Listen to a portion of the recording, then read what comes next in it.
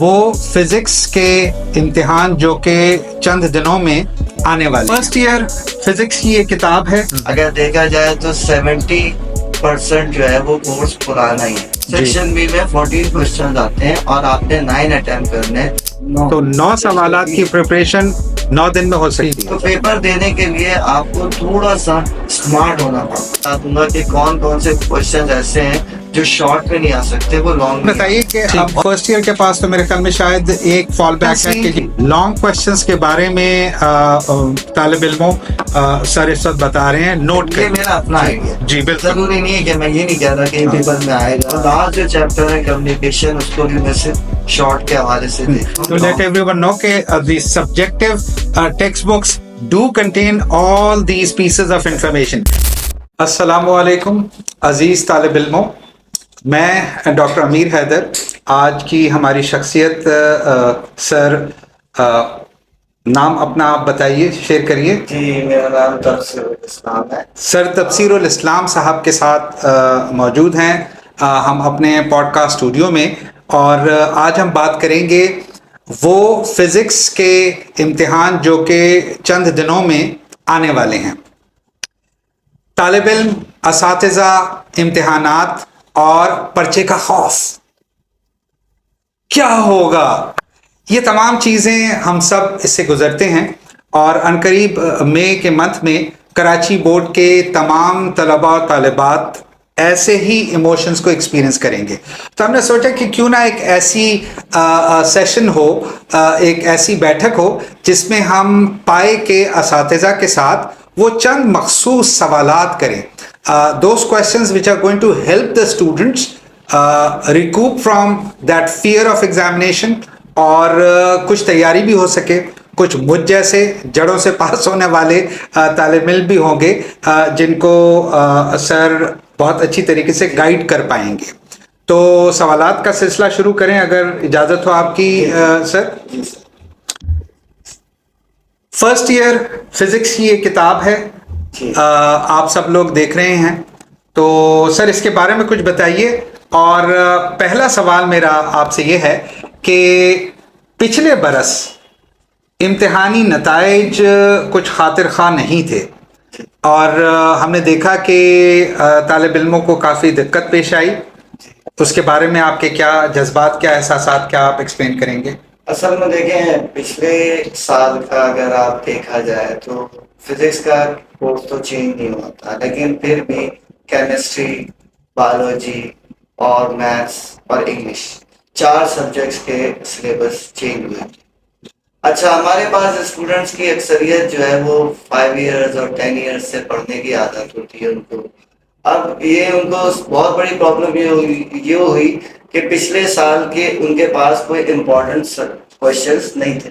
जी, जब important question नहीं थे तो वो पूरी नई किताब देख के, नया कोर्स देख के डर गए। पहली बात तो ये हुई। ऊपर से ये भी हुआ कि एग्जामिनेशन में उनको जो है वो खातिर ख्वाह गैप भी नहीं मिले।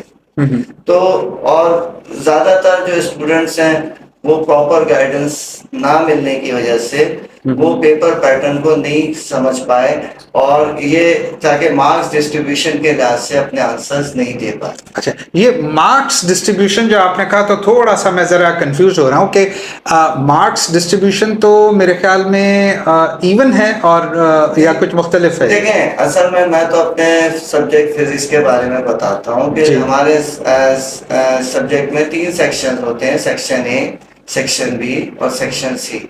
सेक्शन ए एमसीक्यूज बेस्ड होता है, उसमें तो चले एक तुक्का लग गया तो ठीक है, तुक्का नहीं लगा तो गलत है, आता है तो ठीक है, नहीं आता है तो ऑब्वियसली वो स्टूडेंट। सर वैसे एक और सेक्शन भी है मुझ जैसे डफर स्टूडेंट्स का, जो कि डी है सेक्शन, जो पेपर देख के परेशान हो जाते हैं। वो तो देखे अक्सरियत का यही हाल है। अच्छा, और जब से कोर्स चेंज हुआ है अक्सरियत का ही यही हाल हो रहा है, क्योंकि वो प्रॉपर तैयारी करके नहीं जाते, प्रॉपर गाइडेंस लेके नहीं जाते। तो हालांकि कोई बहुत ज्यादा चेंजिंग नहीं हुई है। अगर देखा जाए तो 70% जो है वो कोर्स पुराना ही है जी, और 30% जो न्यू है। अगर स्टूडेंट पिछले 70% पे ही ज्यादा फोकस कर ले और 30% भी पढ़, क्योंकि थोड़ा थोड़ा इम्पोर्टेंट पढ़ ले, तो ऑब्वियसली वो अभी भी बहुत अच्छे मार्क्स ला सकता है। अच्छा, मैं थोड़ा सा हम इसमें एक सीरियस एलिमेंट जो है वो भी पेश करना चाहेंगे कि वो स्टूडेंट, मेरा अपना ज़ाती ख्याल है कि स्टूडेंट्स जो हैं इस मौके पे, इस वक्त साल के फाइनल एग्जामिनेशन से पहले प्रिपरेशन के कॉन्टेक्स्ट में ये जानना चाहेंगे इम्पोर्टेंस के हवाले से। जैसा आपने कहा कि 10 ईयर 5 ईयर के अंदर तो वो गेस्टिमेशन एक लगा के कुछ अंदाजा हो सकता है, तो अब क्योंकि इनके पास फॉल बैक नहीं है, तो what are they suppose to do, how are they suppose to prepare, what is so important, वो तमाम चीजें कुछ जरा कवर कीजिए, आप बताइए। इसमें वही है कि पेपर पैटर्न में मैंने जैसे कहा कि एमसीक्यूज बेस के, एमसीक्यूज तो हो गया सेक्शन ए, सेक्शन बी जो है वो तकरीबन 14 क्वेश्चन आते हैं और 9 आपको अटेम्प्ट करना है। ठीक, सही है। और ईच क्वेश्चन, ये आपकी नई किताब जो है उसके हिसाब से, इस साल के पेपर पैटर्न के हिसाब से बता, फर्स्ट ईयर की मॉडल पेपर के फर्स्ट ईयर सेकंड ईयर दोनों के पैटर्न सेम है। ठीक, के सेक्शन बी में 14 क्वेश्चन आते हैं और आपने 9 अटेम्प्ट करने हैं। Each question carry 4 marks. 9 सवालात करने, सिर्फ 9, तो 9 सवालात की प्रिपरेशन 9 दिन में हो सकती है। अच्छा, सेक्शन सी में 3 क्वेश्चन आते हैं, आपने 2 करने, यानी कि 2 आउट ऑफ 3। और 2 में ऐसा होता है ए बी होता है, उसको हम लॉन्ग क्वेश्चंस या डिस्क्रिप्टिव क्वेश्चंस भी कह सकते हैं, डिस्क्रिप्टिव। ठीक, तो उसमें जो है वो 8 मार्क्स का ईच होता है। ठीक, अब सबसे ज्यादा जो स्टूडेंट को परेशानी होती है ना, वो ये होती है कि वो जो लॉन्ग में याद करके चले गए वो शॉर्ट में आ गया, और जो शॉर्ट में याद करके चले गए वो लॉन्ग में आ गया। तो उसका नतीजा ये होता है कि अब वो लॉन्ग जो है, जो उसको याद होता है वो पूरा देख के वही लिख देता है, और आखिर में उसको मिलने 4 मार्क्स ही हैं अगर सेक्शन बी में सवाल आए। तो पेपर देने के लिए आपको थोड़ा सा स्मार्ट होना पड़ता है। अच्छा, दिस इज वेरी इंपॉर्टेंट। ये जो आपने अभी जो डिफरेंस जो बताया अप्रोचेस में, my dear students, this is seriously a very important matter कि आपकी जो प्रिपरेशन जिस तरीके से है आप जू का तू उस तरीके से, उसी फ्रेम ऑफ रेफरेंस, उसी जहनी कैफियत में रहते हुए मत आंसर करें, बल्कि जो रिक्वायरमेंट है पेपर में उसको मद्देनजर रखते हुए that's what you need to attempt by, यानी कि होना वो जरूरी है। ऐसा होता है कि स्टूडेंट्स की रहनुमाई के लिए, गाइडेंस के लिए, कि हम ये कहते हैं कि कुछ क्वेश्चंस ऐसे हैं जो लॉन्ग में ही आने, ठीक, वो शॉर्ट में आ ही नहीं सकते। अच्छा, सिर्फ चंद एक क्वेश्चंस ऐसे होते हैं जो शॉर्ट में भी आ सकते हैं और लॉन्ग में भी आ सकते हैं। ठीक, तो स्टूडेंट को सबसे पहले मार्क्स डिस्ट्रीब्यूशन पता होनी चाहिए कि अब सेक्शन बी में मोस्टली न्यूमेरिकल्स आते हैं। अब न्यूमेरिकल में आमतौर पे 1 नंबर डाटा का होता है, 1 नंबर फॉर्मूले का होता है, और 2 नंबर में कैलकुलेशन प्लस अप्रोप्रिएट यूनिट। ठीक, सही है।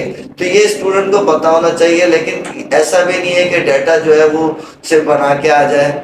सही है, थोड़ा डाटा लिखे, फॉर्मूला लिखे, कैलकुलेशन में थोड़ी बहुत कभी मिस्टेक हो जाती है तो उसको कुछ ना कुछ मार्क्स मिलेंगे। ठीक, अटेम्प्ट करने का तरीका देखिए बता रहे हैं। और मेरा एक पेट पीव जो इशू मुझे हमेशा होता है कि हैंड राइटिंग होनी चाहिए, फीट राइटिंग नहीं। जी जी जी, जो पढ़ी भी जा सके। जी जी, वो तो खैर एक ऑब्वियसली एक है, लेकिन अगर आप प्रॉपर डाटा बनाएंगे और उसके बाद फॉर्मूले को पुट करके उसमें वैल्यूज पुट करके आंसर लिखेंगे, यूनिट लिखेंगे, तो मेरा नहीं ख्याल कि कोई भी किसी के भी मार्क्स डिटेक्ट होंगे न्यूमेरिकल के हवाले से। ठीक, हाँ, रिगार्डिंग अगर आप थ्योरी की बात करें तो लॉन्ग क्वेश्चंस में अक्सर स्टूडेंट्स को ये पता नहीं होता कि 8 नंबर का क्वेश्चन है 8 मार्क्स में, हमें क्या कुछ लिखना है, कितना लिखना है, तो जरा तफसील से बताइए सर। देखिए, इसमें जो होता है कि कुछ क्वेश्चंस ऐसे होते हैं जिनमें डेरिवेशन प्लस डायग्राम होती है, तो उस पर डायग्राम के आमतौर पे 2 नंबर होते हैं, बाकी डेरिवेशन के 6 मार्क्स होते हैं।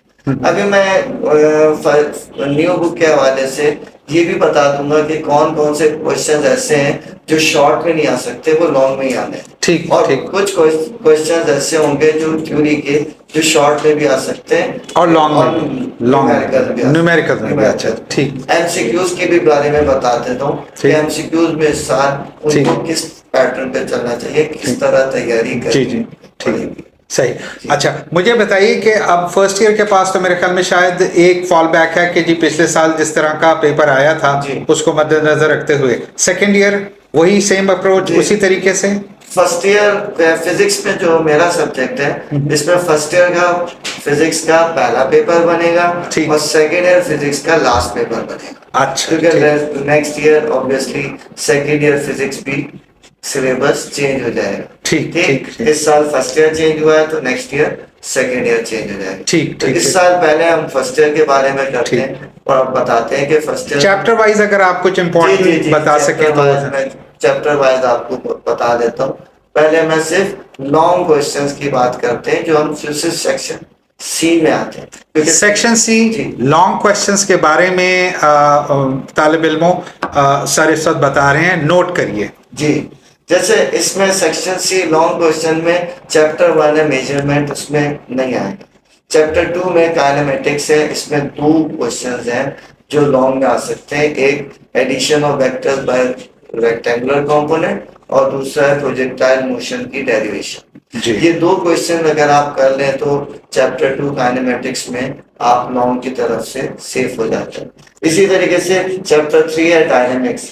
डायनेमिक्स में वैसे तो इस साल जो ज्यादा इम्पोर्टेंट है वो है elastic collision in one dimension की डेरिवेशन है, दो बॉडीज के कोलिजन वाली इलास्टिक कोलिजन। ठीक, ये स्टूडेंट समझ रहे होंगे। जी जी जी, बिल्कुल बिल्कुल समझ जी। और थर्ड चैप्टर, फोर्थ चैप्टर है आपका रोटेशनल एंड सर्कुलर मोशन। उसमें जो है वो अगर देखा जाए तो सेंट्रीपिटल एक्सेलरेशन की डेरिवेशन है। ओके। वो लॉन्ग में ज्यादा इम्पोर्टेंट है। ठीक इसी तरीके से चैप्टर्स 5 है वर्क एनर्जी एंड पावर, और उसमें जो है वो सिर्फ एक ही सवाल है एब्सोल्यूट ग्रेविटेशनल पोटेंशियल एनर्जी। वो अगर लॉन्ग में आ गया तो आ गया, लेकिन उसके भी चांसेस थोड़े से कम है। ठीक उसके बाद चैप्टर 6 है फ्लूइड स्टैटिक्स। फ्लूइड स्टैटिक में मैं नहीं समझता कि कोई लॉन्ग क्वेश्चन आएगा। ओके। लेकिन उसके जो नेक्स्ट वो है फ्लूइड डायनेमिक्स। फ्लूइड डायनेमिक्स में लॉन्ग क्वेश्चन में इस दफा बर्नौलीज इक्वेशन और बर्नौलीज थ्योरम दोनों एक साथ पूछे जा सकते। अच्छा, ये सारे जो गेसेस हैं, जो अंदाजे हैं, वो उन सालों को और उन सवालात को और उस तालीम को, उस पढ़ाई को जो आपने करी है इस गुजरते हुए बरस में, उसको मद्देनजर रख के ये एक अंदाजा है, तैयारी आपकी बेहतर होनी चाहिए। जी जी, ये इससे एक आइडिया है और ये बुक का एक पोस्टमार्टम करने के बाद जो एक निकलता है वो ये मेरा अपना आइडिया। जी बिल्कुल, जरूरी नहीं है कि मैं ये नहीं कह रहा कहीं पेपर में आएगा। और इससे हमारी कोशिश भी यही है कि एक रिवीजन सा जो करना चाहें बच्चे, स्टूडेंट्स वो कर सकें। आमतौर पे ये इम्पोर्टेंट क्वेश्चंस जब कारआमद साबित होते हैं ज्यादा जब स्टूडेंट के पास गैप कम होता है। जी। अब जब गैप कम होता है तो स्टूडेंट ज्यादा परेशान होता है कि मैं क्या रिवाइज करूं क्या नहीं रिवाइज करूं। एक अच्छा स्टूडेंट तो ऑब्वियसली वो पूरा कोर्स कवर करता है, लेकिन जब आपके पास एक दिन का गैप है तो आप परेशान हो जाता है स्टूडेंट। पैदा बच्चा है, हाँ, तो प्रायोरिटाइज करके देख सके। अगर जाहिर सी बात है कि वो क्या कुछ देख सके, कौन सी चीज को पे ज्यादा फोकस करे, कौन सिर्फ इसलिए मैं ये डिस्कस। और हरगिज रिप्लेसमेंट नहीं है कि खुदा ना खास्ता अगर आपकी मिस्ड रही है अटेंशन, फोकस, पार्टिसिपेशन क्लासरूम में और सब्जेक्ट की स्टडी में, तो बिल्कुल भी इसको ये मत समझें, इस सेशन को, इस पॉडकास्ट को, कि शायद ये सब्स्टिट्यूशन है उसका और आप चंद दिनों में या 2-3 दिन में 2-3 हफ्तों में आप सिर्फ यही सवालात पढ़ के समझ के कामयाबी हासिल कर सकते हैं। ये मैं बता दूं कि जैसे चैप्टर 7 तक हमने कवर कर लिया था। अगर चैप्टर 8 पे आया इलेक्ट्रिक फील्ड, इसमें इस दफा जो लॉन्ग के हिसाब से इलेक्ट्रिक डायपोल की एक डेरिवेशन है कि electric field near to opposite charges, वो जो है वो इस दफा इम्पोर्टेंट है। इसके बाद अगर हम कैपेसिटर्स के और डीसी सर्किट में आए तो उसमें न्यूमेरिकल्स और शॉर्ट को ही मैं देख रहा हूँ। अगर कैपेसिटर में फिर भी पैरेलल प्लेट कैपेसिटर की डेरिवेशन आ सकती है, ठीक, फिर भी आ सकती है। लेकिन उसके नेक्स्ट चैप्टर है ऑसिलेशन। ऑसिलेशन में 2 क्वेश्चन ज्यादा इम्पोर्टेंट है। एक सिंपल हार्मोनिक मोशन में, यूनिफॉर्म सर्कुलर मोशन में जो पार्टिकल मूव कर रहा होता है उसके प्रोजेक्शन, वो ज्यादा इम्पोर्टेंट है एसएचएम के हवाले से। और सिंपल पेंडुलम भी आ सकता है। ये दोनों जो है वो ज्यादा अहम है, अहमियत लॉन्ग, क्या अभी बता मैं रहे सिर्फ हैं? लॉन्ग की बात कर ठीक रहा हूँ, ठीक, शॉर्ट और का अभी आप MCQs का बता अभी मैं आपको थोड़ा सा बाद में बताएंगे बताता आप। हूँ लॉन्ग के हवाले से। इसके बाद जो नेक्स्ट चैप्टर है अकाउस्टिक्स, सही है। अकाउस्टिक्स में जो है वो दो सवाल है, एक Newton formula for speed of sound along with Laplace correction, और डॉपलर्स इफेक्ट। डॉपलर्स इफेक्ट के तीन केसेस हैं, कोई से भी दो वो दे सकते हैं, पूछे जा सकते हैं। जी इसके बाद जब नेक्स्ट चैप्टर आता है फिजिकल ऑप्टिक्स, फिजिकल ऑप्टिक्स में डायफ्रैक्शन कर ले स्टूडेंट, और यंग्स डबल स्लिट इस दफा बहुत ज्यादा इंपॉर्टेंट है, और अगर न्यूटन रिंग भी कर ले तो ये भी लॉन्ग के हिसाब से कवर हो जाता है। यानी कि तीन ही क्वेश्चन हैं जिनमें से यंग्स डबल स्लिट और न्यूटन रिंग ये ज्यादा आते हैं। तो यंग्स डबल स्लिट और न्यूटन रिंग में से आप ऑब्वियसली ये इनके चांसेस ज्यादा होते हैं। और लास्ट जो चैप्टर है कम्युनिकेशन, उसको भी मैं सिर्फ शॉर्ट के हवाले से देख रहा हूँ, लॉन्ग में नहीं देख रहे। तो लॉन्ग में अगर आप देखा जाए तो तकरीबन 8 से 10 चैप्टर अगर आप इन कर लें तो इन्हीं में लॉन्ग मौजूद है। ओके, और इनको अगर आप इस कोई भी स्टूडेंट कर ले पूरे सिंध का, जी। जैसे कराची बोर्ड की बात अच्छा, कराची बोर्ड नहीं, हाँ, this is also very important to let everyone know के the subjective text books do contain all these pieces of information. ये जितने भी टॉपिक्स और सब टॉपिक्स बताए हैं सर ने, वो तमाम बोर्ड्स में, सिंध के तमाम बोर्ड्स में रहे। ठीक, सही सही, ठीक।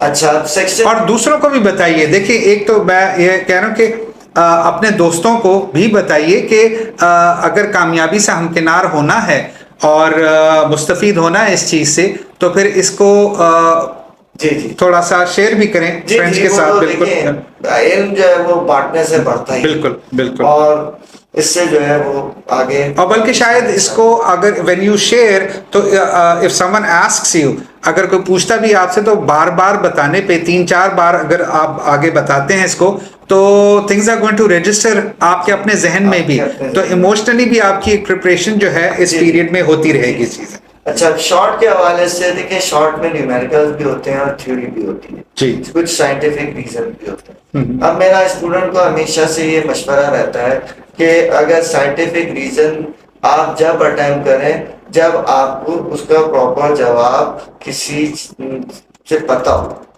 वरना अपनी तरफ से आइंस्टाइन या न्यूटन बनने की कोशिश ना करे तो वो कुछ का कुछ जवाब दे रहे होते हैं। ठीक, तो ये हमने देखा गया ये स्टूडेंट्स की कॉपीज के हवाले से। इसके अलावा अगर आप देखें कि शॉर्ट में अगर 14 आते हैं तो उनमें से तकरीबन 7 to 8 न्यूमेरिकल्स होते हैं। अच्छा। और बाकी जो रह जाते हैं वो short theory plus scientific reason होते हैं।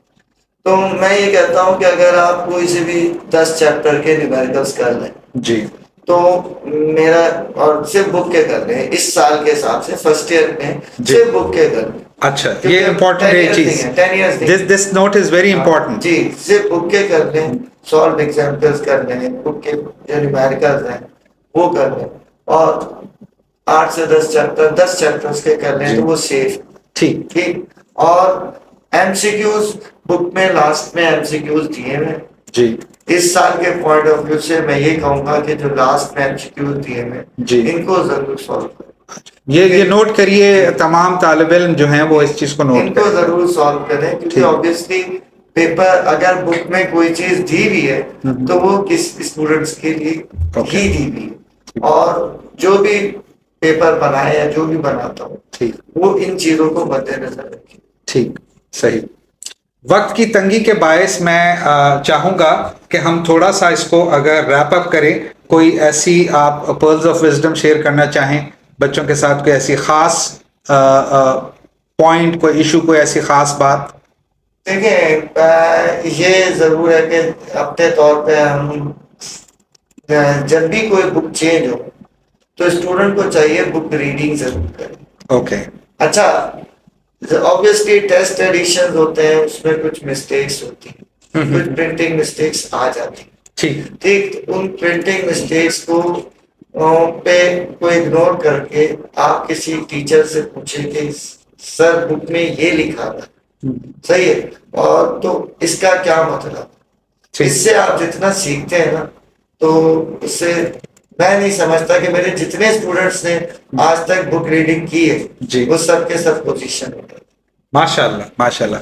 तो देखिए अगर आपके इस सारे जो आपने बातें कही हैं उनको अगर थोड़ा सा मैं क्लोज करूं, आप कुछ जी और जी एडिशन करना चाहें जी इसमें। जी।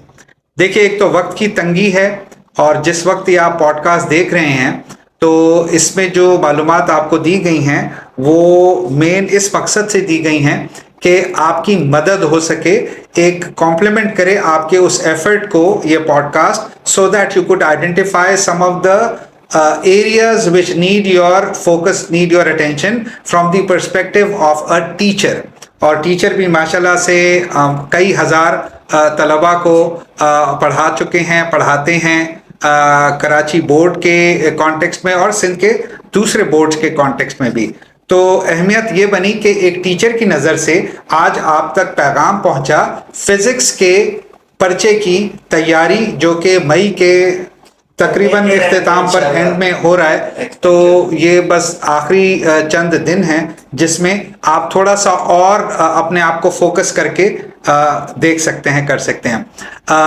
आइंदा पॉडकास्ट तक के लिए जिसमें हम दूसरे मज़ामीन के माहिरीन से बात करेंगे और आप तक इसी तरीके से मखसूस मालूमात फराहम करेंगे। खुदा हाफिज़।